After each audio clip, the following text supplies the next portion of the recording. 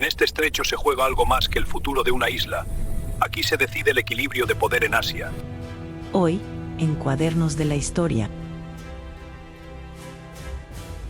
Muy bien, vamos a meternos de lleno en uno de los puntos geopolíticos más calientes del planeta, la tensión que se vive en el estrecho de Taiwán, un lugar que podría cambiarlo todo. Para entender lo que pasa hoy, tenemos que irnos atrás en el tiempo, porque el corazón de este conflicto es en realidad el final no resuelto de la Guerra Civil China. En 1949 no se firmó la paz, no hubo un acuerdo, hubo una división. Y esa fractura ha definido la política de Asia Oriental durante más de 70 años. Para aclararlo todo, vamos a seguir un orden. Primero, veremos los orígenes, cómo nacieron estas dos Chinas. Después, los giros diplomáticos y cómo Taiwán se transformó por dentro. Luego analizaremos la tensión actual con el ascenso de China. Y por último, la pregunta clave, ¿por qué nos afecta a todos? Empezamos, pues, por el principio, con esos acontecimientos que dieron lugar a dos gobiernos rivales, cada uno convencido de ser el único y legítimo gobernante de toda China. A ver, fijaos en esta cronología porque es fundamental. Durante 50 años, desde 1895, Taiwán tuvo un camino totalmente separado del continente, bajo dominio japonés. Esto es clave, porque dejó una huella cultural y una memoria histórica muy diferente.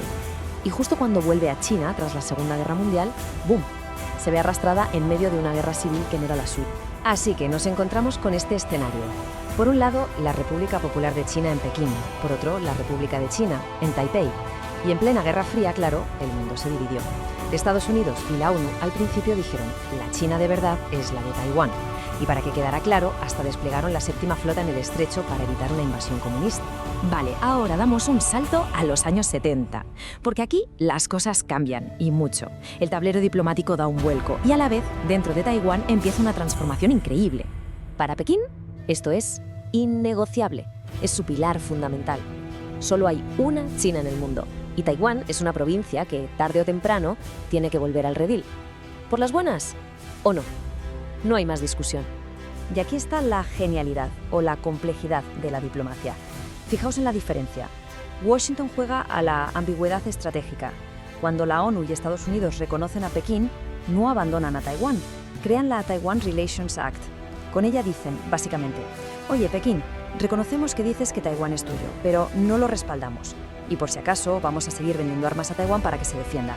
Un equilibrio muy delicado. Y mientras los diplomáticos hacían malabares, dentro de la isla estaba pasando algo extraordinario. Taiwán, que había sido una dictadura de partido único, se estaba convirtiendo en una democracia plena. Se acabó la ley marcial, nacieron nuevos partidos y en 1996 la gente votó directamente a su presidente por primera vez. Un cambio brutal. ¿Y cuál es la consecuencia de esa democracia? Pues esta. Nace y se consolida una identidad propia, taiwanesa. La gente ya no se ve como la otra China, se ve como taiwanesa. Y esto cambia la naturaleza del conflicto por completo. Ya no es una pelea entre dos gobiernos chinos, ahora es la lucha entre un gigante autoritario y una pequeña democracia que quiere ser simplemente Taiwán. Nos plantamos ya en el siglo XXI y el panorama vuelve a cambiar, porque China ha experimentado un ascenso económico y militar espectacular. Y toda esa nueva fuerza la está usando para presionar un Taiwán cada vez más democrático. Pekín ha puesto en marcha una campaña de presión en todos los frentes. Diplomáticamente intenta que ningún país reconozca a Taiwán. Económicamente usa su poder comercial. Y militarmente, bueno, lo estamos viendo cada día. Todo esto se intensifica sobre todo cuando gobierna el DPP, el partido más reacio a aceptar la idea de una sola China bajo los términos de Pekín. Este gráfico habla por sí solo, ¿verdad? La escalada es brutal. Lo que antes era una provocación muy rara, ahora es el pan de cada día. Aviones y barcos chinos rodean la isla constantemente. Es una estrategia de desgaste para agotar a las defensas taiwanesas y de paso intentar que todo el mundo se acostumbre a su presencia allí. Y no todos son aviones y barcos. La ofensiva también es digital. Hablamos de guerra híbrida, ciberataques constantes contra infraestructuras críticas, campañas masivas de desinformación para sembrar la duda y dividir a la sociedad. El objetivo es debilitar a Taiwán desde dentro, sin disparar un solo tiro. Una batalla invisible, pero constante. Vale, y después de todo esto, alguien podría pensar, bueno, es un problema lejano, entre ellos. Pues nada más lejos de la realidad. Una crisis en el estrecho de Taiwán tendría consecuencias inmediatas y gravísimas para todo el planeta. Aquí está la razón. Este número lo es todo. más del 90%. Es la cota de mercado de Taiwán en la fabricación de los semiconductores más avanzados, o sea, los cerebros que hacen funcionar nuestros móviles, nuestros coches, la inteligencia artificial. Casi todos se fabrican en esa pequeña isla. La pregunta se responde sola, ¿no? Un bloqueo o una invasión no solo sería una catástrofe humanitaria, sino que provocaría un colapso económico mundial. Las fábricas de medio mundo se pararían. De repente, la seguridad de Taiwán se convierte en la seguridad económica de todos. Los expertos barajan principalmente estos tres caminos. El primero, seguir como hasta ahora, en esta tensa calma.